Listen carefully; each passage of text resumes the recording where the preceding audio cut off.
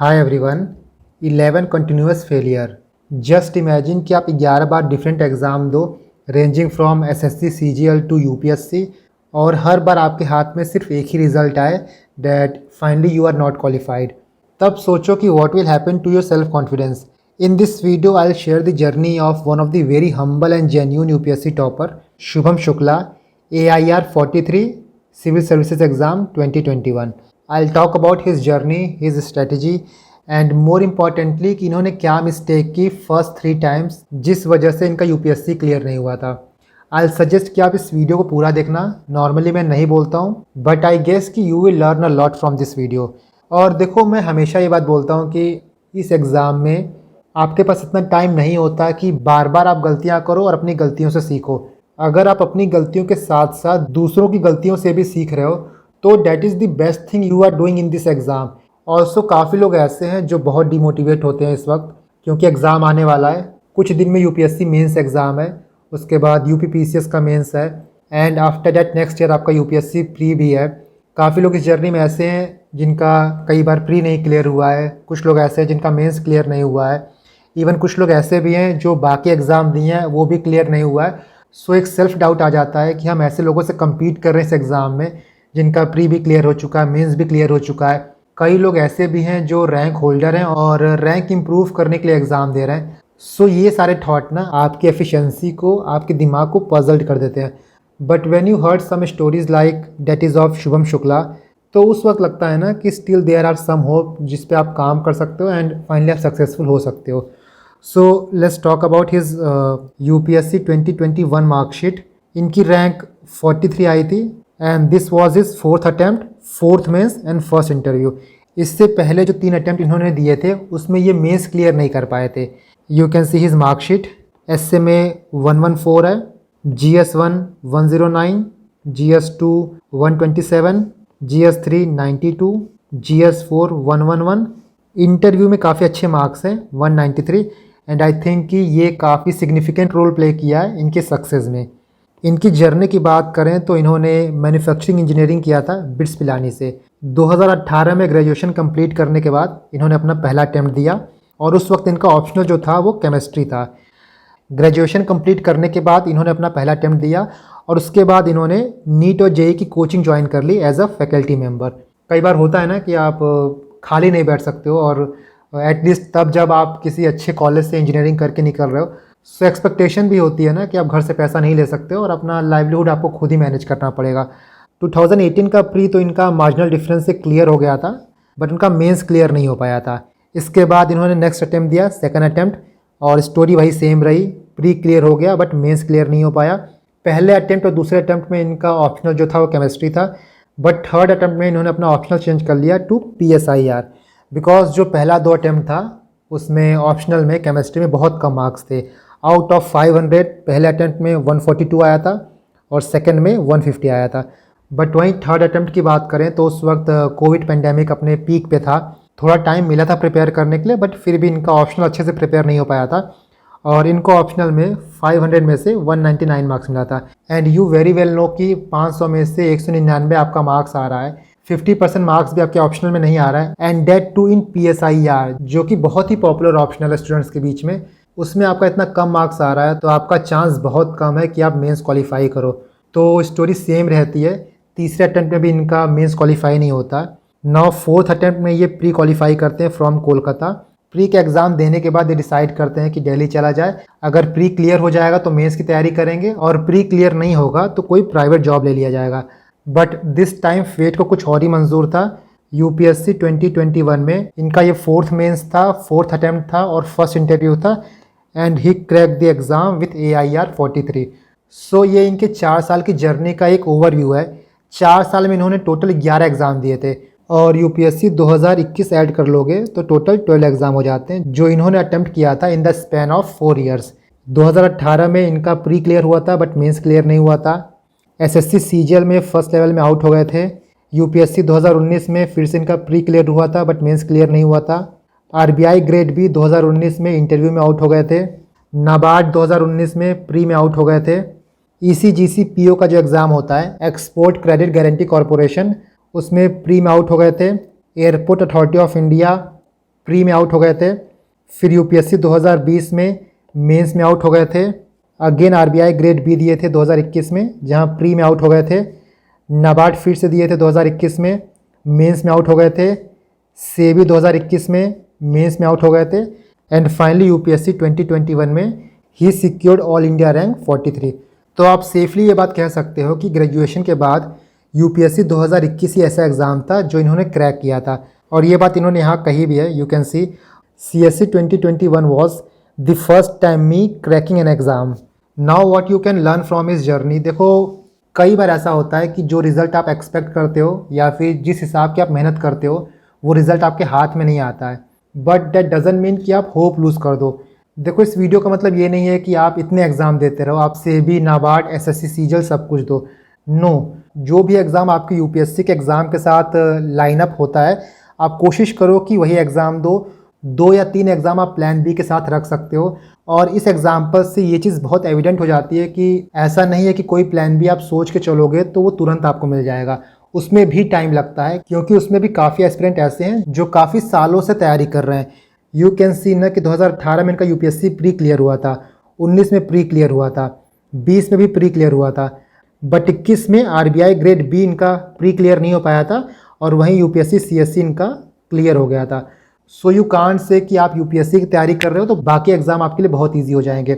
उसमें भी आपको टाइम एफर्ट देना पड़ेगा, but eventually you will succeed. खुद पे आपको भरोसा रखना होगा। अगर आप खुद पे भरोसा नहीं रखोगे तो ये एक्सपेक्ट नहीं कर सकते हो कि दूसरा कोई भरोसा करे। Now let us see some of his strategy and mistakes. क्या मिस्टेक्स इन्होंने कमिट की थी एज एस्पिरेंट जो आप अवॉइड कर सकते हो। सबसे इम्पॉर्टेंट है कि ऑप्शनल रॉन्ग चूज़ करना। जैसा इन्होंने बताया है कि पहले 2 अटैम्प्ट में इनका ऑप्शनल जो था वो केमिस्ट्री था, बट बाद में इन्होंने अपना ऑप्शनल PSIR रखा। और ये चीज़ अभी भी होता है, बहुत लोग 1-2 फैक्टर देखते हैं कि इस साल किस सब्जेक्ट में कितना मार्क्स आ रहा है, मेरे दोस्त ने क्या लिया है, और इन्हीं सब चीज़ों से इन्फ्लुएंस होकर कोई ऑप्शनल चूज़ कर लेते हैं, बाद में जाके पछताते हैं। देखो ऑप्शनल एक ऐसा पेपर है जो मेक और ब्रेक कर सकता है। सो जब भी आप ऑप्शनल चूज़ करो, भले 2-3 महीना टाइम दो, बट कोशिश करो कि राइट ऑप्शनल चूज़ करो। कुछ फैक्टर्स हैं लाइक इंटरेस्ट देख सकते हो, किस सब्जेक्ट में आपका इंटरेस्ट आता है, कौन सी रिसोर्स की अवेलेबिलिटी बहुत ईजी है, किसका गाइडेंस बहुत ईजिली अवेलेबल है, जीएस के साथ कौन सा सब्जेक्ट ओवरलैप करता है, कौन सा सब्जेक्ट लेंदी है, कौन सा सब्जेक्ट कॉम्प्लेक्स है। इन सारे फैक्टर्स को ध्यान में रखते हुए आपको ऑप्शनल चूज़ करना है। सिर्फ ये देख के कि मेरे दोस्त ने ये ले लिया है, इस साल इस ऑप्शनल में मार्क्स इतने आए हैं तो मैं ये चूज़ कर लेता हूँ, ये क्राइटेरिया बिल्कुल काम नहीं करेगा। आपको थोड़ा टाइम देना पड़ता है ऑप्शनल को, क्योंकि ऑप्शनल आपको 12 महीने पढ़ना है। ऑप्शनल एक ऐसा सब्जेक्ट होना चाहिए जो आप बहुत थक जाओ फिर भी आपको बोला जाए कि आप ऑप्शनल पढ़ो तो आप पढ़ सको। आप रात में 12 बजे उठ के 3 बजे उठ के भी ऑप्शनल कंप्लीट कर सको, ऐसा ऑप्शनल आपको चूज़ करना होगा। The second point is not referring to toppers copy.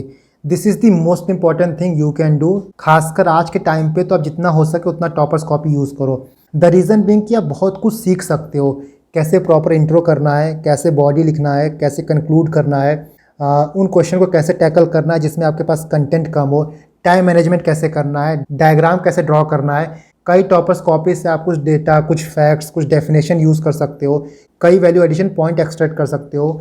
Even toppers copy को आप as a test paper use कर सकते हो।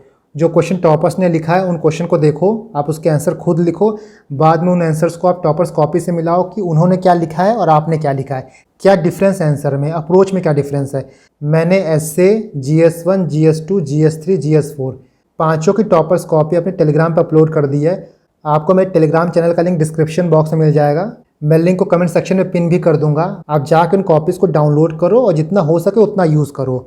Late me show you. ये एसए की टॉपर कॉपी है। इसके बाद ये GS1 हो गया, GS2, GS3 एंड GS4। यहाँ से डेफिनेशन ले सकते हो, डायग्राम ले सकते हो, केस स्टडीज़ एग्जाम्पल्स जो कि आप अपने आंसर में इनकॉर्पोरेट कर सकते हो। और देखो ऐसा नहीं है कि आप रैंक 1 से लेके रैंक 500 तक सबकी कॉपीज़ को रेफ़र करो। स्टार्टिंग के कुछ टॉपर्स की कॉपी को आप रेफ़र कर सकते हो, खासकर जिनके GS में, जिनके एसए में अच्छे मार्क्स आए हैं। फॉर एग्जाम्पल जो एसए की टॉपर कॉपीज़ है उसमें आप रैंक 1 श्रुति शर्मा की कॉपी पाओगे, उत्कर्ष द्विवेदी कॉपी पाओगे रैंक 5, प्रीतम कुमार रैंक 9 की कॉपीज़ मिल जाएंगी आपको, समायक जैन की कॉपी मिल जाएगी, यशार्थ शेखर की कॉपी मिल जाएगी आपको, उत्सव आनंद की कॉपी मिल जाएगी। सेम आप GS1 में देख सकते हो, संजीता मोहापात्रा मैम की कॉपी मिल जाएगी आपको, करिश्मा नायर मैम की मिल जाएगी, दिशा जोशी, ममता यादव, अभिनव जैन सर, प्रीतम कुमार, उत्कर्ष द्विवेदी, श्रुति शर्मा। GS2 में भी आप देख सकते हो। And these are the copies. कुछ कॉपीज़ आपको ऐसे भी मिलेगी जो इवेल्युएटेड है, तो वहाँ पे आप ये भी देख सकते हो कि किस आंसर में कितना मार्क्स मिला है। इवन दो ये इतना मैटर नहीं करता कि टेस्ट सीरीज़ में आपको कितना मार्क्स मिल रहा है। आपकी कोशिश ये होनी चाहिए कि आप क्वेश्चन के डिमांड को फुलफ़िल कर रहे हो और अपने आंसर को कैसे प्रेजेंट कर रहे हो। You can learn the presentation technique. You can see जो भी इंपॉर्टेंट कीवर्ड्स हैं उनको, क्वेश्चन में जो भी इंपॉर्टेंट कीवर्ड्स हैं उनको हाईलाइट करना। इसके बाद क्वेश्चन के हर पार्ट को आंसर करना एंड आपको आंसर ऐसे करना है कि वो एविडेंट है एग्जामिनर के लिए। For example role of CAG clearly यहाँ पे एविडेंट है, यहाँ पे लिखा गया है। Next part is need for independence, competency and empowerment of CAG, क्योंकि यही दोनों चीज़ पूछा गया था। You can see CAG can do justice to its role only if it is competent, independent and empowered. तो आप ऐसे ही काफ़ी चीज़ें टॉपर कॉपी से सीख सकते हो। मैं फ्यूचर में कुछ वीडियोस भी लाऊंगा जहां मैं डिस्कस करूंगा कि टॉपर्स कॉपी को एनालाइज कैसे करना चाहिए। काफ़ी लोगों को आइडिया नहीं होता, स्पेशली जो बिगनर्स हैं, कि वो टॉपर्स कॉपी को कैसे एनालाइज करें, क्या इंपॉर्टेंट फैक्टर्स होते हैं जो आपको दिमाग में रखने होंगे while analysing the toppers copy. So I will bring the video, तब तक आप इन कॉपीज़ को टेलीग्राम से डाउनलोड कर लेना। This is GS3 copy and this is GS4 copy. इसके साथ लास्ट वीडियो में मैंने distribution of resources and location of industry का जो टॉपिक है GS1 का, उसके भी नोट्स अपलोड कर दिए थे। कुछ लोगों को नोट्स नहीं मिल रहा था, तो लेट मी शो यू। आप मेरे टेलीग्राम पे जाओगे, 26 अगस्त का पोस्ट देखोगे तो आपको मिल जाएगा GS1 डिस्ट्रीब्यूशन ऑफ की natural resources and location of industry. One more value addition PDF जो मैंने अपलोड किया था, let me show you. This is India transformation over 10 years of fact sheet. पिछले 10 साल में 2014 से लेकर 2023 तक मोदी गवर्नमेंट ने अलग अलग सेक्शंस के लिए जो जो स्कीमें लॉन्च की थी, उनसे रिलेटेड जो की डेटाज हैं, जो की फैक्ट हैं, आपको इस PDF में मिल जाएगा। For example scale and data related to poor and marginalised, agriculture related data, women related data, youth related data, health care, foreign policies, ease of doing business, data related to science and tech. You can see जो important initiatives हैं like serving the poors, honouring the marginalised, हर घर initiative, हर घर ration, हर घर जल, हर घर gas cylinder, हर घर bank account, empowering the poors.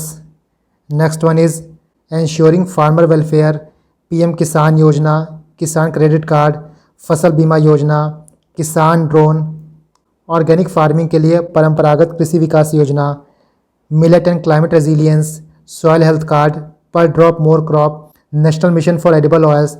उसी तरह आप इस PDF को देखना, बहुत इंपॉर्टेंट आपको डेटा मिल जाएगा, क्योंकि लेटेस्ट डेटा बहुत जगह मिल नहीं पाता है। सो इस PDF में जितने भी डेटा हैं, जितने भी स्कीम्स हैं, मैंने गवर्नमेंट की वेबसाइट से एक्सट्रैक्ट किए हैं, तो आप कंफर्टेबली यूज़ कर सकते हो। ये PDF भी आपको मेरे टेलीग्राम पे मिल जाएगा। टेलीग्राम पे जाके 22 अगस्त का मैसेज देखना, तो आपको ये पोस्ट मिल जाएगा। टॉपर्स कॉपी की बात हमने कर ली है। The third one is low level of answer writing. Mains is all about answer writing. आपके पास कितना नॉलेज है, कितना आपने पढ़ा है, ये मैटर नहीं करता है।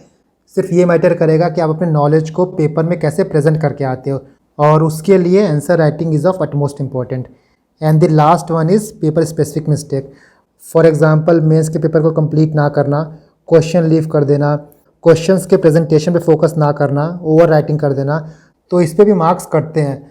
आपने मेंस का मार्कशीट देखा होगा, तो पेनल्टी मार्क्स करके एक अलग सेक्शन आता है। वहाँ पे आपको कुछ मार्कशीट ऐसे देखने को मिलेंगे जहाँ पे पेनल्टी मार्क्स में 20 मार्क्स या 30 मार्क्स डिडक्ट हुआ है। तो यही रीज़न होता है। जर्नल डूज एंड डोंट्स, अपने आप को बुक से ओवर बर्डन नहीं करना है। आप ऑप्शनल के लिए 2-4 बुक यूज़ कर सकते हो, अलग अलग रिसोर्स यूज़ कर सकते हो, क्योंकि ऑप्शनल के सारे टॉपिक्स आपको एक बुक में नहीं मिलते हैं। बट इसके अलावा कोशिश करो कि GS में आपके पास एक बेसिक मटेरियल होना चाहिए। उसके बाद जो भी आप रिसोर्स यूज़ कर रहे हो as a value addition use कर सकते हो। Reading newspaper, practising mocks, read revise re revise, and the last one is reading toppers copy religiously. इस पॉइंट को उन्होंने कई बार मेंशन किया है, सो यू कैन अंडरस्टैंड कि कितना इंपॉर्टेंट है to regularly visit toppers copy. Now resources देखो वही हैं जो सब लोग यूज़ करते हैं। पॉलिटी के लिए लक्ष्मीकांत, इकोनॉमी के लिए मृणाल सर या फिर श्रीराम IAS, एंशियन मिडिवल के लिए पूनम दहिया या फिर NCERT यूज़ कर सकते हो। Modern history spectrum, art and culture Nitin Singhania, environment Shankar, science and tech current affair, geography NCERT, IER current affair based, and rest you can see. You can pause the video and take a screenshot. देखो resources मोटा मोटा सबके वही हैं। अगर आज से पहले कोई रिसोर्स आप फॉलो कर रहे हो तो उसी को फॉलो करना। इसको देख के अपने रिसोर्सेज मत चेंज कर लेना। General guidance for pre, read revise re revise, mock solve करना, अपने मॉक पेपर को यूज़ कर सकते हो as a revision. And in the exam hall carry 3 C's, calmness, confidence and common sense. Common sense देखो तभी डेवलप होगा जब आप कई बार प्रैक्टिस करोगे, आपकी बेसिक चीज़ें कंप्लीट रहेंगी। नहीं तो एग्ज़ाम इतना प्रेशर होता है ना कि सिंपल चीज़ें भी समझ में नहीं आती कि ये सही है या फिर ये सही है।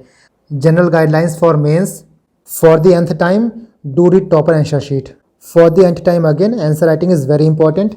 इसके बाद पेपर आपको कंप्लीट करना है। मैंने लास्ट वीडियो में भी ये बोला था कि कोई भी क्वेश्चन आपको छोड़ के नहीं आना है, चाहे GS1 हो गया, GS2, GS3, GS4। जो आंसर आपको नहीं आ रहा है कोशिश करो कि उसके आसपास की चीज़ें लिख लो। अब बिल्कुल ऐसा नहीं है कि आपसे जापान पूछा है तो आप USA के बारे में लिख रहे हो, बट उससे रिलेटेड जो भी आपको बेसिक पॉइंट्स पता है, कुछ ग्राफ पता है, कुछ डायग्राम पता है, तो वो आप डाल सकते हो। अपने आंसर को इंट्रो, बॉडी, कंक्लूजन के फॉर्म में लिखो। डेटा, फैक्ट शीट आपके पास होना चाहिए। एग्ज़ाम में टाइम मैनेजमेंट बहुत इंपॉर्टेंट है। 10 मार्कर को आप 7.5 मिनट दो, 15 मार्कर को मैक्स टू मैक्स 10 से 11 मिनट दो। जो भी इंपॉर्टेंट कीवर्ड्स हैं, जो भी फैक्ट्स हैं, जो आप हाईलाइट करना चाहते हो उनको अंडरलाइन करो। डायग्राम का यूज़ करो, फ्लो चार्ट का यूज़ करो to break the monotony, to fill the pages. इसके बाद last one is be consistent and dedicated. रोज़ 14 या 15 घंटा पढ़ने की ज़रूरत नहीं है, आप थोड़ा पढ़ो बट डेली पढ़ो। आपके पास अगले 7, 8, 10 महीने का टाइम टेबल होना मस्ट है। आपको पता होना चाहिए कि अगले 1 महीने में मैं क्या क्या कंप्लीट करूँगा। उन मैक्रो गोल्स को आप माइक्रो गोल्स में ब्रेक करो, मंथली टारगेट्स को आप वीकली टारगेट्स में ब्रेक करो। Now the last one is you matter the most. आप पिछले 2-3 दिनों से जो कोटा से अनफॉर्चुनेट न्यूज़ आ रही है सुन ही रहे होगे। देखो आप जो भी कर रहे हो उसका बेसिक फंडा ये है कि आपको खुश रहना है। जब आप खुशी नहीं हो तो कोई मतलब नहीं है सब कुछ सेक्रीफाइस करके। एग्ज़ाम में आप मेहनत करो, पूरा जी जान लगा दो, लेकिन इसका मतलब ये नहीं है कि आप इस एग्ज़ाम को अपने लाइफ से, अपने मेंटल हेल्थ से ऊपर रखो। आप अच्छे रहोगे, आप खुश रहोगे तो लाइफ में कुछ ना कुछ कर लोगे। So the first priority is your mental health. ऐसा नहीं है कि आप 24 घंटा पढ़ो, आप हफ्ते भर पढ़ो, उसके बाद आप ब्रेक ले सकते हो, अपने आप को थोड़ा रिचार्ज करो, रिजुविनेट करो। एग्ज़ाम का प्रोसेस ऐसा है ही कि अगर आप अपने फिजिकल हेल्थ, अपने मेंटल हेल्थ पे फोकस नहीं करोगे तो एग्ज़ाम निकले या ना निकले ये तो नहीं पता, बट इस प्रोसेस में आप खुद को खो दोगे। And this is the reason मैंने ये वीडियो बनाया है। 11-12 फेलियर के बाद भी ऐसे लोग हैं दुनिया में जो हताश नहीं हो रहे हैं। कई बार बहुत बड़े बड़े प्रॉब्लम से निकलने के लिए हमको सिर्फ एक छोटी सी रे ऑफ होप ही चाहिए होती है। This is from my side and I hope कि आपको इस वीडियो से कुछ ना कुछ सीखने को मिला होगा। Thank you for your time.